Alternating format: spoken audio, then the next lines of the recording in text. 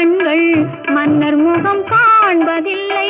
கண்ணன் முகம் கண்ட கண்கள் மன்னர் முகம் காண்பதில்லை. கண்ணனுக்கு தந்த உள்ளம் இன்னொருவர்